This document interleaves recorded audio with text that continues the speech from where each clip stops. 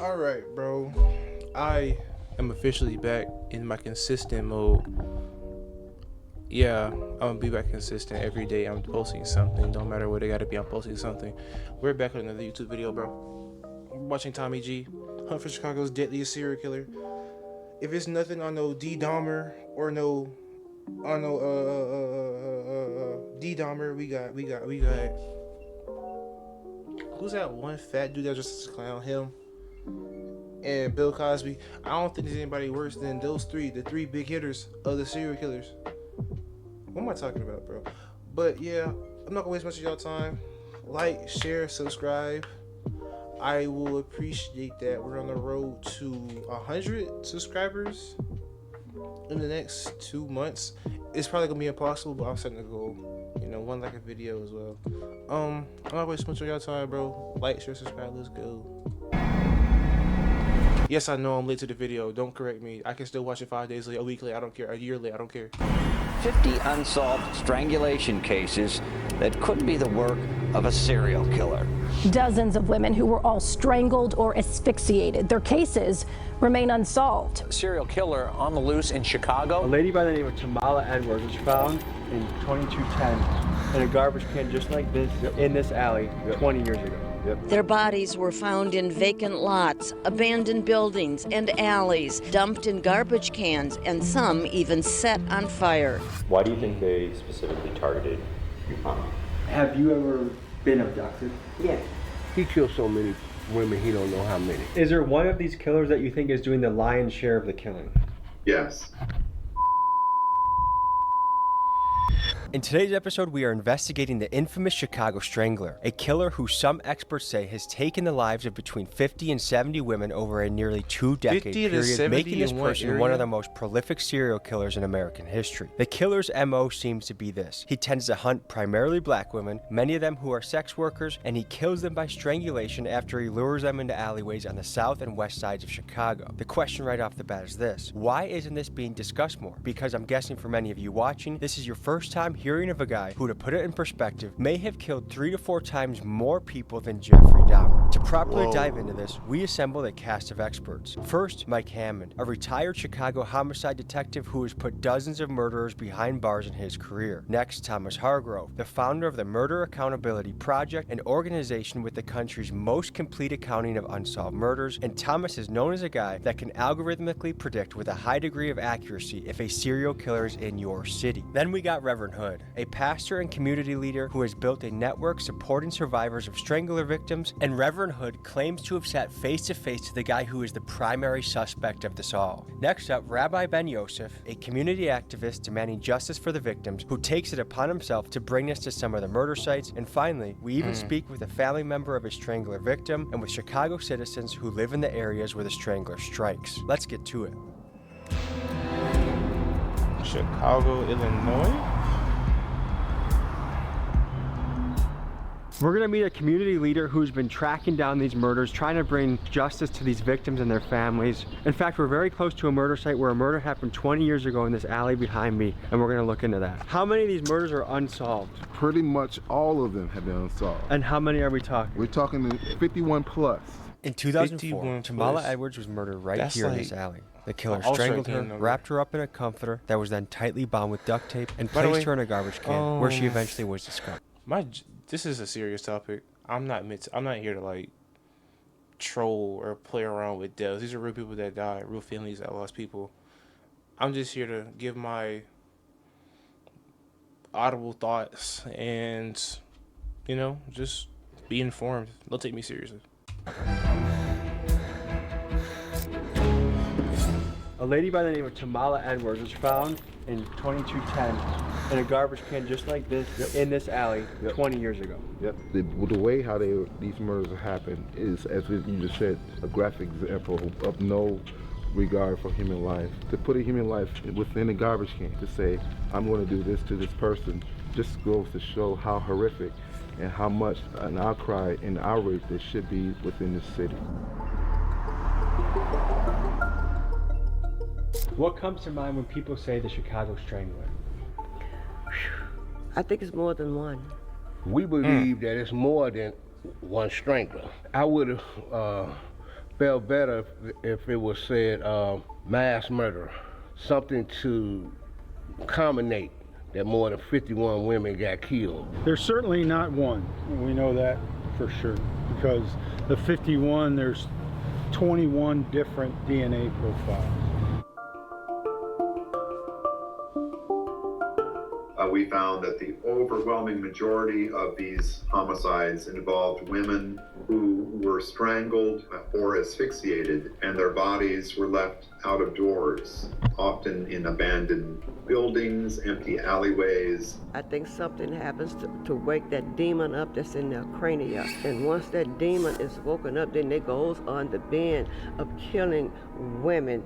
On the quest to build a profile of who this killer is, let's reference one of the most popular serial killer prediction frameworks, the McDonald Triad, created by psychiatrist John McDonald and used by famous serial killer hunters like Special Agent John Douglas. The three behaviors noted in this theory are obsessive fire setting, persistent bedwetting, and cruelty towards animals. This theory has faced pushback by researchers. That is but so real, especially with the harming of animals, bro.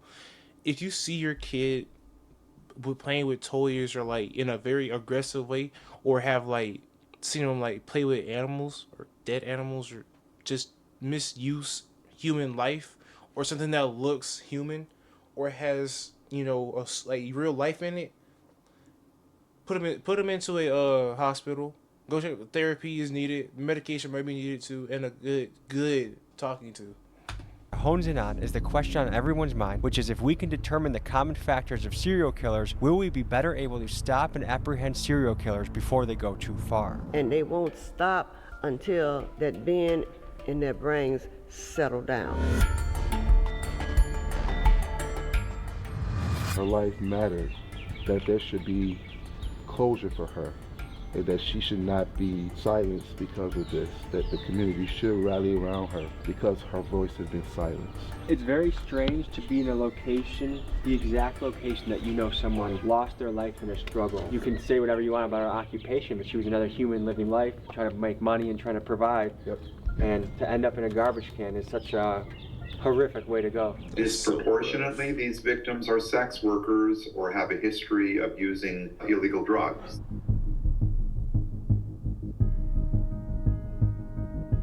We go to great lengths to bring you guys inside scoops on our story. How sketchy would you say this is? It's up there. Miguel, sketchy rating? 10. Oh, wow. So is it common in your world to hear women that go missing? Yeah, you hear Is this some her all the crib? time, She like, boarded up like this, or she has World 37-year-old War white Z? lady that they found on Lake Cook Road that was like 13 or 16 weeks pregnant when they found her, but she was missing for like 2 days. And then it was 2 weeks before that, somebody else was found near like 5th and Cicero. So I think it's a serial killer killing motherfuckers, right? Right. I think they just don't be talking about it like that. People like body parts and stuff coming up, people be finding by the river. That shit is normal. So it's like, how the fuck is that normal? He's got to be 45 to 65.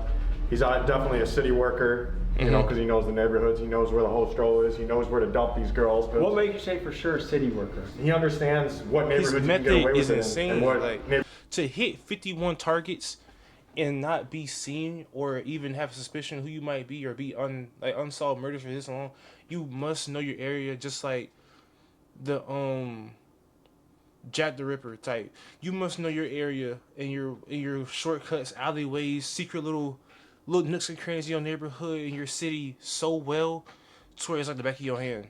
There's no way you just walking up. There's no way like he can do this in a different area. He has to be like in tune where he is right now and actually been there for his whole entire life, damn near. You're not doing that off of just memory or just getting pure luck. That's not even luck. That's skill. He's skilled in this. Whoever he is, they are.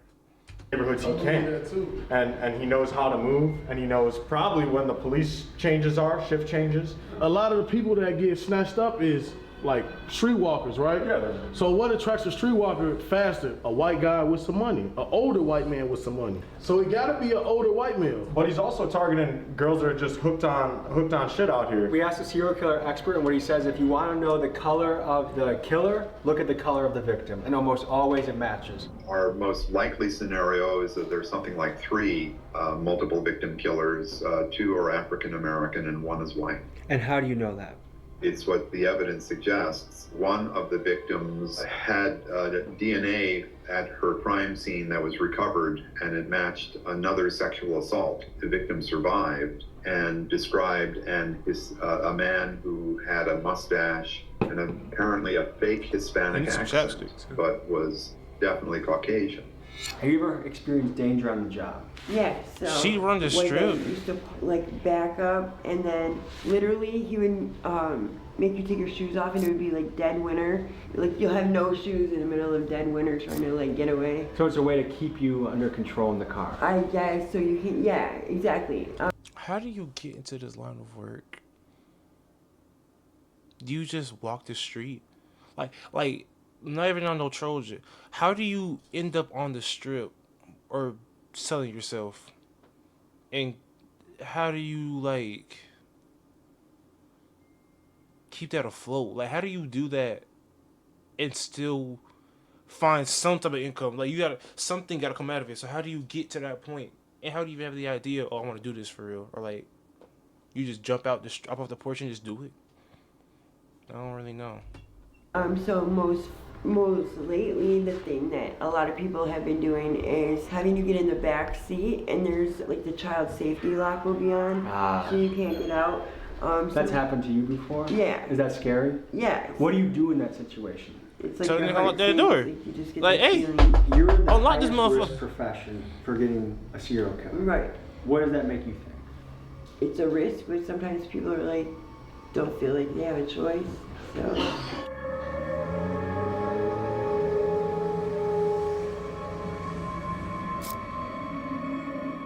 Just down the alley over there, Makaleva Williams was killed just down here. She was killed in 2004. Do you know anything about this particular killing or this particular victim? Yeah, I do. Pretty sad story. She was in foster care most of her young life. It's alleged she was sexually abused in foster care. She would come back up here to Chicago, and then she's an 18-year-old on her own, and you know, she starts in on the streets, you know. So many victims of sex trafficking, they left home. They were runaways who apparently thought that they had had enough.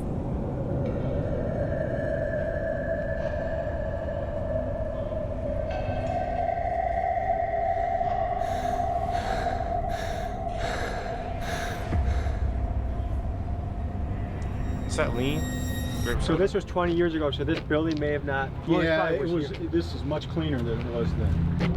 This door was open, and she was actually found in a bag, like a duffel bag, like a laundry bag. Almost impossible. You'd think looking at it, you get a body in there. Continue to fight for you and stand with you. And we'll do whatever I can to make sure your name is not forgotten. How do we bridge the gap that people want to work with police, people feel comfortable with police, police are more equipped to do their job? What do you guys think about some of those things? I don't think there's a disregard for activists such as myself to work with detectives. I do work with detectives and police on these issues. Will you be looked at as a snitch if you work with detectives and police? Could be, but the fact is my job is to bring justice. That's what we stand on. Let's talk about why Chicago is the perfect hunting grounds for a serial killer to lurk. The truth is, Chicago has an unacceptably low homicide clearance rate. And for reference, a clearance rate refers to the percentage of criminal cases that are solved. How would you rate the Chicago PD performance in finding the perp? I think you're always trying to do your best, and you're trying to... No life has, to me and the people I worked with, no life has more or less value than another, because you're always talking to the victims' families, so you're trying to always do the best you can. Historically, Chicago's homicide solve rate has been concerning. In 2016, the city reported a clearance rate of just 21%, which is much lower than the national average of 60% at that time. In other words, 80% of the time, the murderer gets away. That is insane. The cycle keeps getting worse and worse. Worse, and it spans, and then we have another 20, 30 years in these cases are not getting solved because of distrust. I don't see the Chicago Police Department doing anything really proactive because policemen are just simply afraid that they're going to be prosecuted or thrown on a bus just for trying to do a job. 5,000 police investigations in Illinois are awaiting DNA test results. The backlog is huge, and today at a hearing, lawmakers demanded action on 50 unsolved strangulation cases that could be the work of a serial killer. My theory is this: the Chicago Strangler has been able to remain undetected for so long because he operated in a perfect storm. First, his victims. He targets women in poor communities working vulnerable jobs like sex work. Sadly, the people he kills don't seem to generate the same uproar that a brutal murder of a suburban lady would. Next, he kills in neighborhoods that already have high crime, thereby allowing his crimes to blend in better due to the police being overloaded with cases to work. And finally, these neighborhoods are places where police trust is quite low, which leads to a general lack of collaboration of citizens willing to work with police and give them helpful information to help solve the crime. What do you guys think in the comments? Have you ever... Bro, if Tommy G know this, and I'm sure he done his research, but if Tommy G could just come up with this, let's say it took him a week, and to like know all these little dots, these key points about this area, this dude has to be one of the most sinister, locked in, homicidal, maniac criminals of the area. He's hitting all the points that will cover up his tracks. 50 plus deaths, murders is a absurd number. And if there's more than him, that's even scarier, because it's not just one guy with all this knowledge and this intent. It's 3 to 4 niggas with the same brain as him. And it's even more crazy because they know each other. What if it's a group of friends that you wouldn't even see walking by you on the other side of the street? You just don't mind your business and you just walk right past them. You could walk past the guy that's been doing this on your way to work, on your way to get your kids up, to way to school, on your way to go hang out with your friend at their house, go to a game. It don't matter where. You could just walk past them and not even know it. That's scarier to me than anything else. Just knowing that you are walking around with an actual monster just roaming the streets, bro. Been abducted? Yeah. What was that like? What happened? So I guess there was like 3 brothers, and one of them kidnapped me and brought me back to like this house. I guess they were selling drugs out of because they had like the windows boarded up and, you know, a thing on the door or whatever. And literally kept me there. I was there 3 days and just like the guy wouldn't leave, and I just had it like I couldn't leave. Like I think I got McDonald's like one time. So he ended up leaving, and the door guy or person, whoever was working the spot, I literally just like threw the board and went flying. He started chasing me. There's like ice, middle winter, no shoes, went flying down the alley. There was this car coming down the alley with this lady, and I'm like screaming like help me or whatever, and she just like kept going. They don't care. Just leave the windows up, like. No race, not even be that guy. I'm not stopping either. Like you just said, it's cold, middle of the night, you got no shoes on, it's winter.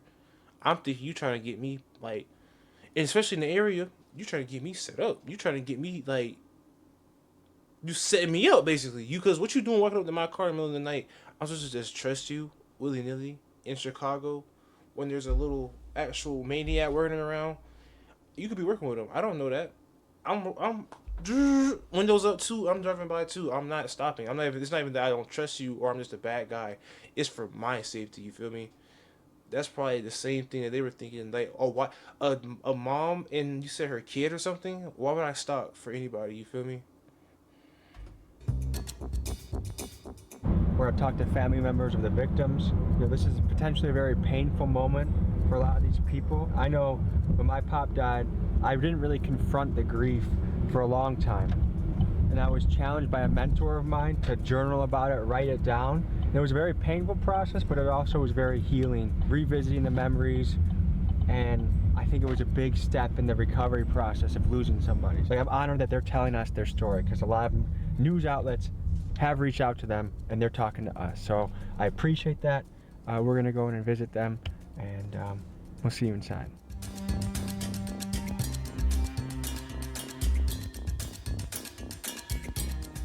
You know, I was involved in as far as from the homicide detective input thing, but the impact of the families, as Mike always tells you, and he's taking it to a whole nother level. But all detectives know we have to make those phone calls at 3 o'clock in the morning, and God bless you if you never had to make those calls or face-to-face, not even say calls, really face-to-face meetings for the most part and stuff, where you have to, give this bad news to people and stuff. It's like, that's probably like one of the hardest parts of the job. Can you imagine this young lady, how her life trajectory has changed, not having her mother here since she was 9 years old?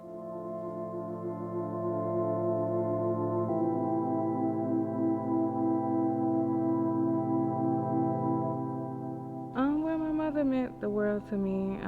I love and I really miss my mom. It's more so in the back of my mind because I really don't try to think about it because it's just too painful just knowing that it is someone out there possibly that's responsible for the death of my mom and also 50 other women. I want her to be remembered as a loving, caring, free spirit, very fun to be around person that loves her children. Why do you think they specifically targeted She just said she doesn't want to think about it. And your first question is, why do you think they went after your mom? Why do you think they want your mom so bad? She just said she don't try to put it in front of her mind. She like keep it in the back. And your first question is, A, why her? Nuts. I think she was just at the wrong place at that time. She was probably stalked and watched. It was a familiar place, and I feel like, they knew her or seen her there before, so it's a possibility. They felt like, she was some type of target, so yeah, I think that's why. What are the consistencies among the victims that the Chicago Strangler is known for? Definitely strangulation. They have been known for body parts missing, torsos. On the west side of Chicago, it was in a 2-mile radius, the victims he killed. On the south side of Chicago, it could be up to 3 to 4 miles. South side of Chicago is a lot bigger, and we believe the number was a lot higher on the south side of Chicago, because this guy here either got off the train stop or somebody that was a professional known in the community to get away with something like a teacher or, something of that sort that's been known in the community. That's what gets me when I look at those deaths. So this person is methodical, and any gaps makes me think he was either in jail or the hospital. Serial killers should never be off the streets. They all should be locked up and the key thrown away. Or just killed. Some serial killers can just get killed, like uncensored. Like you can just take him in the back, throw a couple shots, and throw away. Like don't need no key. Don't waste Don't waste tax money on a jail cell or paying for food or nothing like that. Just end them. Some people don't get. Some people in this world don't need a second chance. They don't need it. They've done enough damage already. They don't need to do more. What rehabilitation could help out somebody that's already done X amount of murders, bro? You didn't grow in any kind of way to benefit nobody. And when you grow, if it's like Jeffrey Dahmer, he tried to be baptized after he got caught. He wasn't trying to do none of that beforehand when he was doing these killing sprees or those disgusting murders. He did it after he got caught. Even though you could baptize at any time, wash away your sins at any moment, God doesn't discriminate for your past, but it's like, you're not up there, you're down here with us. Very judgmental humans, judgmental creatures that remember what you did. We don't just forget because you put some water on your body. You got touched up. That's why some people, murderers, need to get touched up and just taken off the map. You don't need a second chance. You don't deserve a second chance. You feel me? I don't think that there's no help for them. Teeny weeny component of a cell is buried in their crania, and it is not going to go away unless there's some type of surgery that can be performed on those type of people. Is there one of these killers that you think is doing the lion's share of the killing? Yes, Darren Deon Vaughn.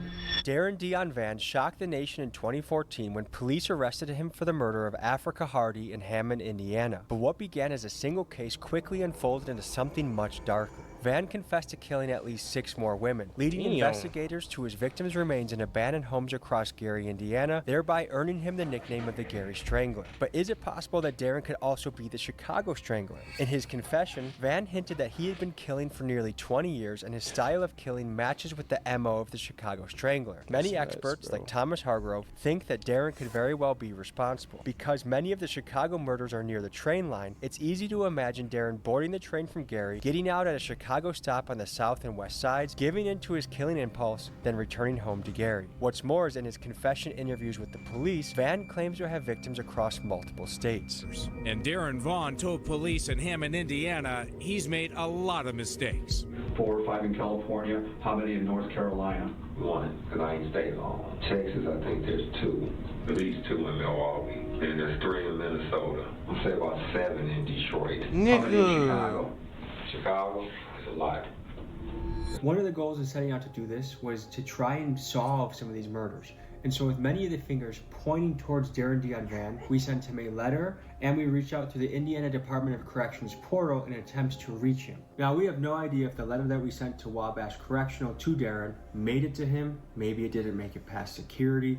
So we're still waiting for a response so that we can pursue those leads further. A theory of why Darren's claims of killing more women wasn't explored further is that Indiana investigators wanted to lock him away with certainty rather than complicate his case by making it federal. However, experts like Detective Mike Hammond would argue that Darren could not have possibly killed all these women. The Chicago Strangler is thought to have killed till 2018, and Darren, arrested in 2014, was already locked away in prison. And secondly, because of the multitude of DNA samples found in the victims, leading Mike to think that we are dealing with multiple killers. The problem is, with many of the victims being prostitutes, being found with multiple DNA samples is to be expected and just further complicates tracking down the killer. You had a conversation with Darren Dion Van, who some say is the Chicago Strangler, or one of the guys responsible for most of the bodies. Tell me about your conversation with him. He had no problem with talking about the girls he killed in Gary, Indiana, which is exactly 40 minutes from here. Gary, Indiana is across the street, basically, right?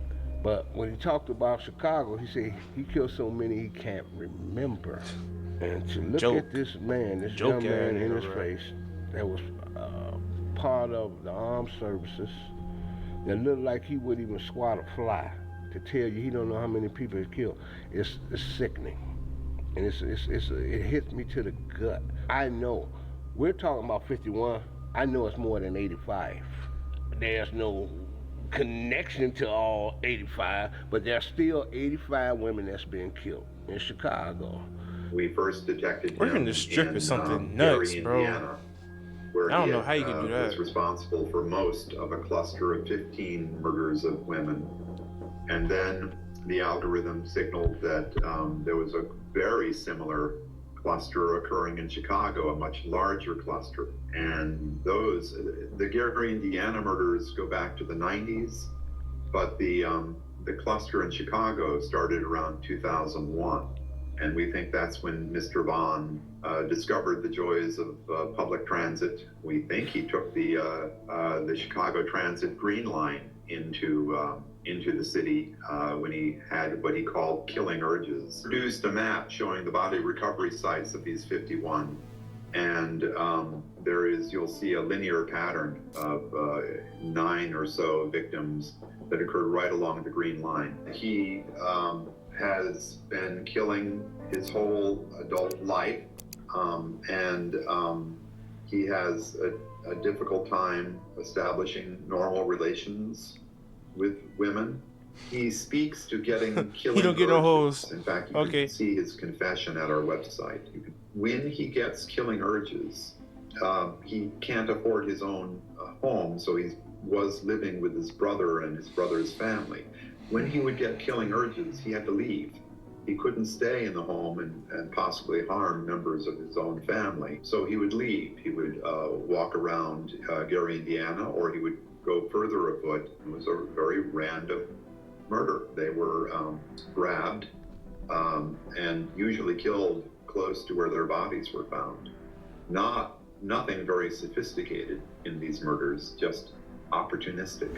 How sure are you that Darren Dion Van has claimed lives in Chicago? Look at him straight in his eye. He's not lying. He killed so many women, he don't know how many. Now, do I think he killed all 51? No. It would be nice to point the finger at Darren Dion Van, accuse him to be the likely suspect of all these murders, get some closure and move on. However, it is impossible that Darren did all these murders. There were 5 murders that happened between 2004 and 2005 that he couldn't have done because he was serving time in an Indiana jail. What he did was, in front of police, he threatened to kill his girlfriend by holding a gas can and lighter in one arm while the other arm was around her neck. There are an additional... What I feel like is like, he probably was, okay, scratch my idea back then about the whole, like, it's a group of them. I think it's a copycat killer. Cause, okay, let's say like he started it, right? He was the trailblazer to this whole killing spree, right? And everybody else was a copycat killer. I do think that he's just one of them. And that's why the numbers didn't, like, the killing rate didn't go down, because they only caught, like I said, they're 4. He's on 1 out of 4. There's still 3 other people walking around doing what he's doing. You feel me? So he probably is one of them that was very tied to a lot of these sex worker kills, but he's not the one, like the one that gets the most, the pride of the pack, that gets the most kills.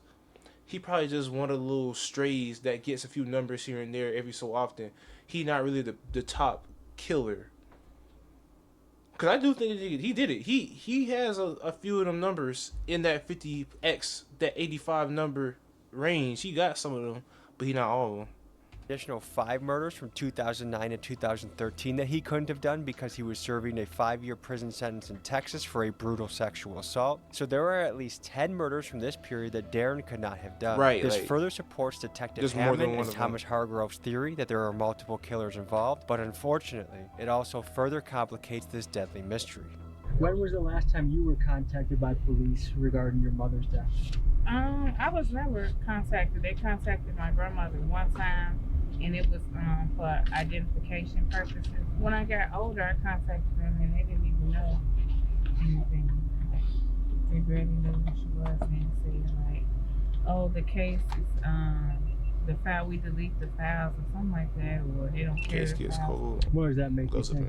Everything's goes in the storage. I just don't care, because I don't think it's a complex case. I mean, she was found somewhere where she stayed, where she frequently visit and hung out at. So I mean, I don't feel like it should have been hard to find out, you know what I'm saying, who done it, or at least like gather some type of information as to what happened. So some of the comments I've gotten is if all the victims were white ladies that were accountants or middle class, that the murders would already been solved right now. But because a lot of the women are black women, minority women that are working the streets, no one cares, the cops aren't gonna bother. What do you feel about that?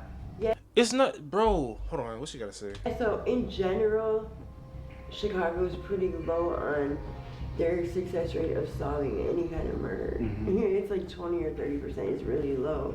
I don't think it's necessarily what color you are. It's just that they know that a lot of those people have like left their homes or whatever. Their families used to them going on binges, missing, you know, so no one will be exactly looking for them right away. So no one's really sure where they are anyways.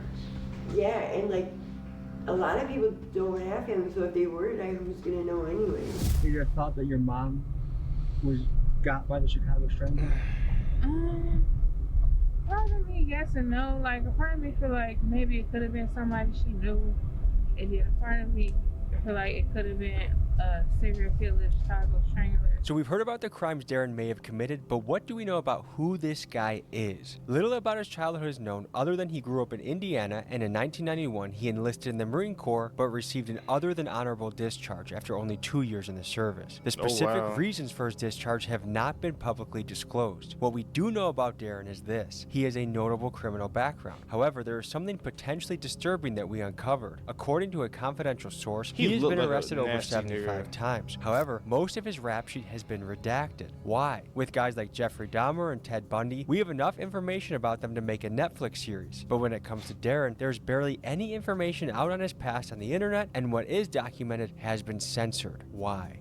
What were her injuries? Was she shot?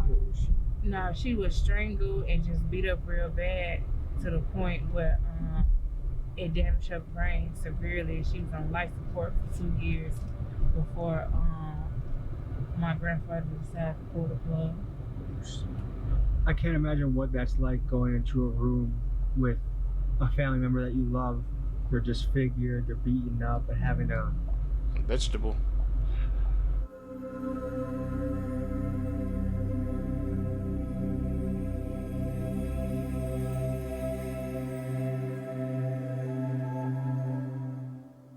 Kiana, so does this alley look familiar to you? Yeah, it does. And what's going through your head right now? Just memories and stuff with my mom. These are my last memories with her. We used to stay down here and go to the grocery store across the street. So you used to live close by? Yeah. Okay. I guess what's running through your guys' heads right now? So I'm looking from a cold case perspective.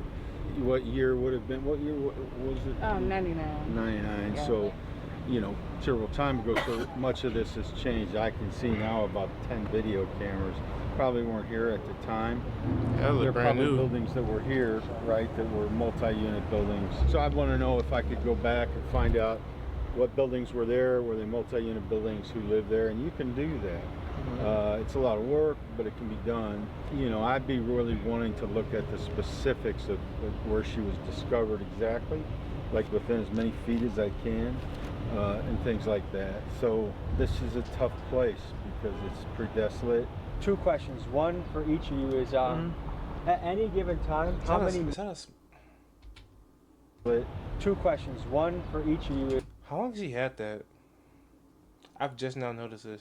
Has it always been there? He just had hair on it and I've never seen it? Is, at any given time, how many murders could a homicide detective be looking at once? It varied from 13 to 25, 30 at times. But then, you know, because I worked on a cold case, I would take on a lot of cases. So there is a perception that if you're poor or if you're black, that the police don't care as much about the murder. As a black detective, can you give the other side of the table? Yeah, well, I get the other side of the table, and some of that is accurate, you know. So I'm not here, you know. I mean, I love the police department, you know. I mean, it's gas, but I tell people all the time, but I'm not a spokesman for the police department. I mean, you know, there's some dog asses on the police department. There's some dog asses at the post office. Why you didn't get your mail on time, you know. That exists in every line of work. The police just seem to be highlighted and spotlighted more and stuff, obviously, and you know, for good reason in some cases. I mean, does it kind of blow your mind that someone could potentially get away with killing 50, 60, 70 women and not get caught?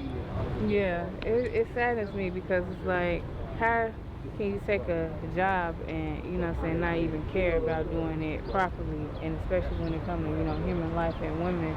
If you could say a message to the Chicago Police Department, what would you tell them? I would just tell them, like, if it's possible, take a second, you know, look, you know, I know you got other things going on and other things that you would do, but this is just important. If you could sit across from the strangler, what would you say to the guy? Yeah, I would just ask, like, why? Like, took my mom away, like, and it's crazy asking that because it reminded me of a conversation I had with my dad when I was younger. Do the person, you know, you feel like the person who did it, you know, do they deserve to die or whatever? And I was telling him, like, no, I don't feel like, you know, they deserve to die or whatever. And, you know, I was young back then and stuff like that. But I, you know, now that I'm older, you know, adult, you know, I kind of still feel the same way, you know. You're dying, bro. Let it be up to me. And I'm not no, like, you know, not no dictator or no corrupt kind of guy. Like, my nigga, you feel me? It's like, murder has its place and time. I'll say, like, murder is justifiable in certain aspects. Of course, what this is not justifiable, so therefore it would not be ruled in my eyes as a justifiable murder. I would just let you slide or, like, have time for, like, defending yourself, defending others. that come down to it, is you or them situations, cool. You killed them, cool. Shrug it off. You do your thing. Probably no jail. If it was up to me, I was president, you not getting no jail time. You just get let off the hook for certain aspects. But if you just want to go out and kill, just to kill, you're getting killed. Fuck you mean? You're getting killed. Because you're hurting others for your own benefit. That type of killing is not condoned in my country. Hey, Dan for president. Listening to detectives talk today, change your perception and all of. Yeah, I know they have a hard job to do, but you know, I just still can't. I still hold resentment towards them or whatever because it is my mom, and I feel like they didn't do everything that they could have done to try to solve the case. And I feel like the case wasn't too complex. It was things that I feel like that could have been done that wasn't done. And I feel like they didn't care because of race. And do you think closure would make you feel better? Yes, closure would definitely make me feel better. It won't bring justice because my mom isn't here, but definitely just knowing, you know, what happened and why, you know, it happened and why they did this. Even if they say like, oh, I did it because I was high or something. You know, I'll take that. I'd rather, you know what I'm saying, have, you know what I'm saying, partially something on the plate than nothing at all, you know. Folks, the reality is there are still many cases, upwards of 50 to 70 women, that have not been solved. And our goal is to bring some closure to these cases. So if you have any connections to the Indiana Department of Corrections or ways of speaking to Darren Dion Van or know anything about these murders that might help solve them, please reach out to me at TommyGMcGee123@gmail.com because our goal is to help these cases become solved. And perhaps with you, the audience, we can crowdsource this happening.